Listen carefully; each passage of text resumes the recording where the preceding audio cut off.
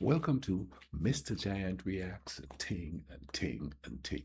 I'm Mr. Giant, back with another video, back with another reaction for you. And we're going to listen to Tanja Savić, you know, and this is just a really good love song. I did a little research on it. There's a lot of metaphors in there, likening love to different things. I hope you enjoyed this. You're going to enjoy this. Let's go ahead and YouTube and Simmer and check this out.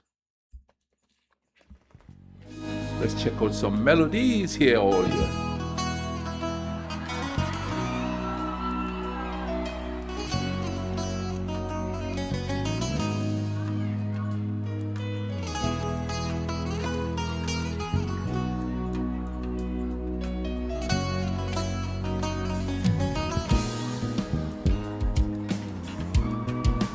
It's got a nice little happy vibe going on here, you know what I'm saying? Neka čujem osmeh tvoj I onda krene ispod kože Taj čudan osjećaj je samo moj Ispušta me I podiže Hoćemo zajedno kad me Iako križom pogledam u stranu Lago. I like that.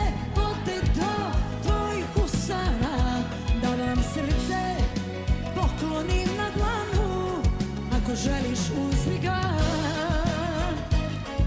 Jer znam i noć i dan su samo kad si tu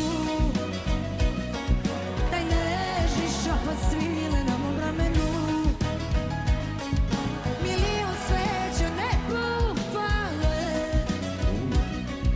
Na svetle putevi gdje ljubav putuje That part sounded like a familiar voice.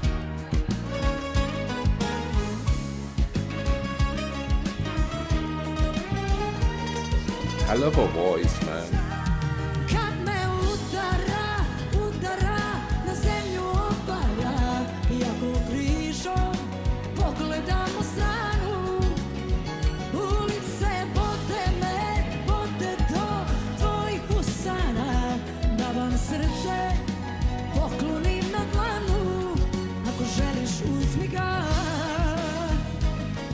Jer znam i noć i dan su samo kad si tu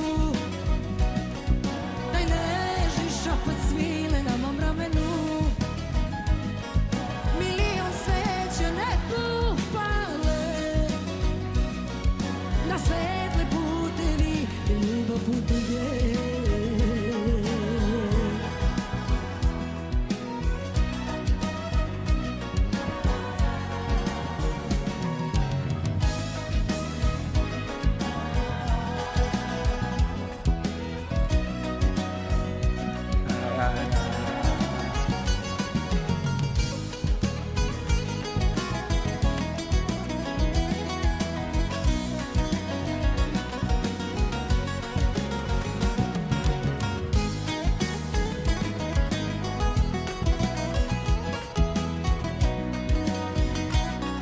Woo!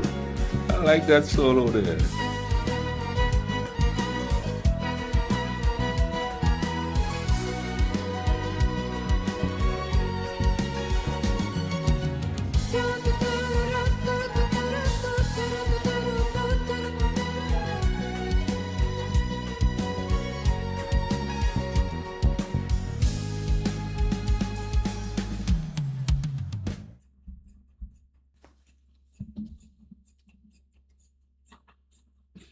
Yes, yes, yes. Love her voice, man.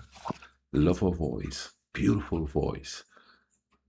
She does stuff with her voice that, at some point, here's the thing about her voice for me.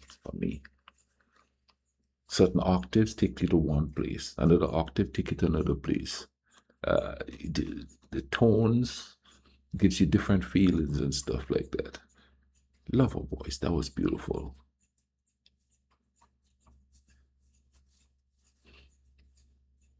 Here's the deal, okay? The older I get, The more I deal with people, the more I realize, I'm realizing that the type of love that she's singing of is hard to come by. And I don't know if it was easy before.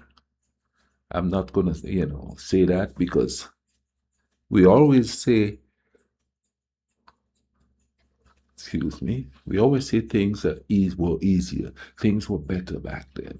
But I don't think that's the case. I just think that as far as relationships are concerned, we think it was better back in the day because some people gonna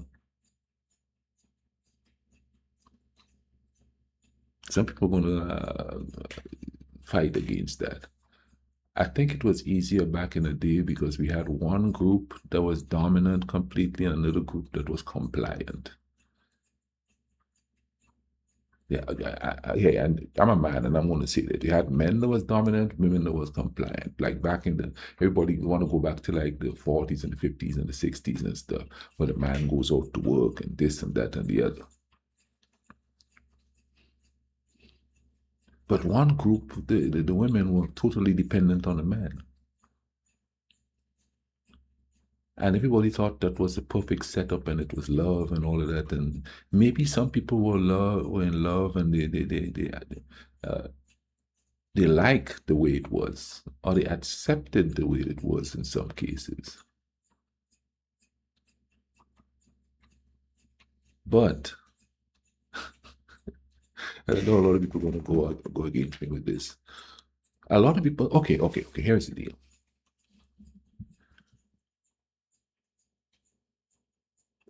My parents were married. My dad wasn't a very nice person, but my mom stayed married because she was a Catholic, and back then the Catholic Church looked down on divorce. So she stayed married in a relationship that wasn't the vibe. It was not the vibe, And there was a lot of people that do that, and a lot of it is not so much abuse and so well, some of it, not a lot of it. Some of it wasn't so much abuse, but some of it was societal. You know what I mean? If you get divorced or you're separate from your husband, oh, you will look down on, oh, scarlet letter, oh, this, that, the other. It's not so much like that now. And a lot of people say women aren't compliant anymore because now they're in the workforce and and they had to fight to get into the workforce. No, you concentrate on that, but what people fail to realize is that a lot of women are in the workforce not because of the feminist movement, the struggle to get into the workforce and all of that. It's necessity. Society made it so that both parents have to work in order to survive. It's more that than it is women fighting for survival or fighting for equality. It's a necessity that both people work in a family anymore to survive. People just looking for women to blame, and they figure this is why love isn't the way it is because, now women could do it all on their own, and they don't need no man, which is a lie because humans need humans. I think in the effort to make it seem that women don't care about that kind of stuff, uh, it hampered the fact that they really do. And men really do look for that kind of love. But it's interfered with all the political stuff that comes into it. And, politics is in love too. You understand what I'm saying? Politics is in love too, man. They want to tell people how to be married. They want to tell people how the family should be structured. And then it's not structured on love. It's structured on material things. Who's going to take care of who? Who wants freedom and who wants this and who wants that? And the love gets lost somewhere in it. And it's not that it's impossible to find because, and I always say this, I have people on my Facebook page right now, and young people at that. Most of the people that are not in good relationships or had bad relationships, they aren't young. Most of them who are living alone and they're older. There's a lot of young people in their 20s right now that are married and are doing just fine. They're working together. and most of them, I think that generation, the 20s, have figured out to a certain degree how they both could work and still make a marriage work. I think there was a generation there that was confused after having it where the man is the one going out to work and stuff, and all of a sudden women is in the workplace. They couldn't figure out how to actually find that love there with the changing of the way the culture is. I think that the younger generation, a lot of people in the younger generation, the 20 somethings, are starting to figure out how to do that. And from my observation, I've noticed that a lot of young people are making it work. And as I'm talking, the friends that I'm speaking of are flashing through my head. I see them on there. They have kids. They both working. They both doing their thing. They love each other. You could tell they love each other and stuff like that. I am seeing it in my head. I think the older people had so much trouble assimilating to that because of what they were taught or what marriage was supposed to be.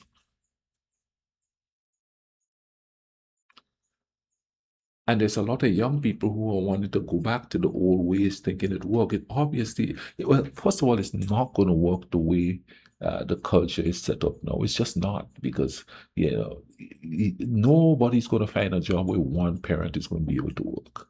It's not going to happen. It's just not. So yeah, they have to adapt and realize that love is love. If you love somebody and you love them hard enough, people just think everybody's going to cheat. But that's because of the confusion that happened before, and everybody was out there just doing their own thing. Nobody knew how to deal with the fact that there's just all these women on the workforce. That specific generation. And then their insecurities fall on the next generation. And that's just my observation. You understand what I'm saying? Because, hey, I'll be honest, I'm in that generation. I have a hard time dealing with that vibe. Maybe that's why I've been single this long.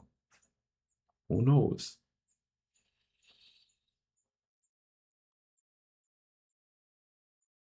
So maybe it's harder to find for a specific generation because of their experiences.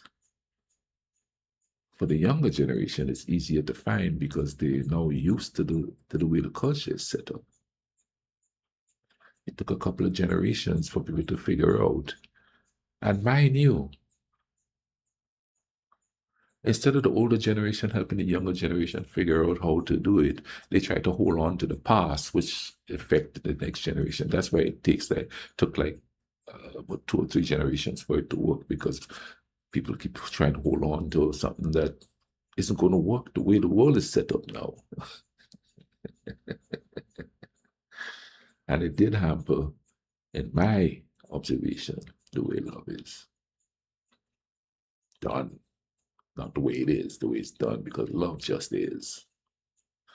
We just are holding it by the reins and making it work.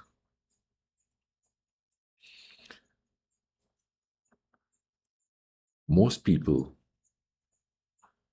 separate, especially from the last generation, not because the love is there. They separate because the things that society tell them should be there isn't there.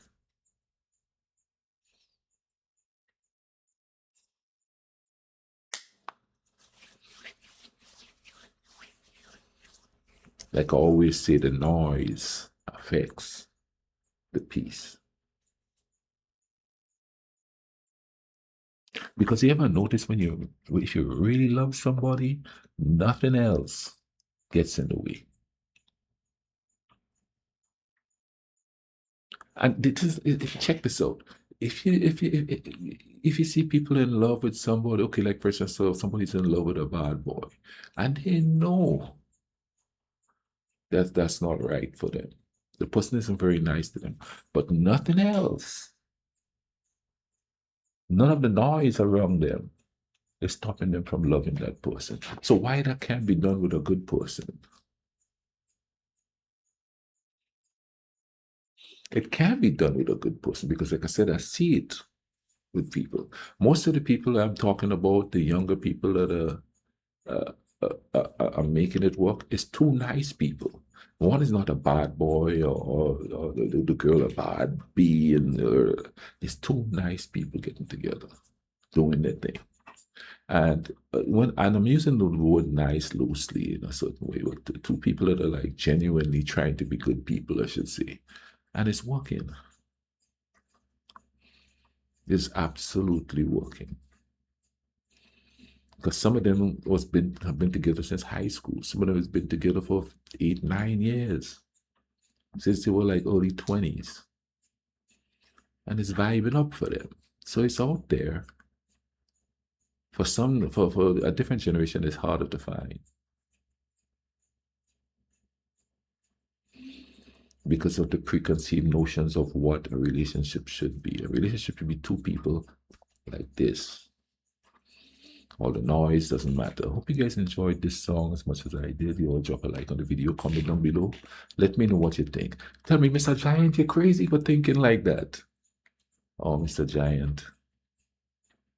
It makes sense to a certain degree, but here's my take on it. Comment down below. You all have a great day. Let's try to bring some love back to this world. Okay, now, well, not back to the world. There's no back. Let's keep love in the world. It's there. Let's keep it there. Take care.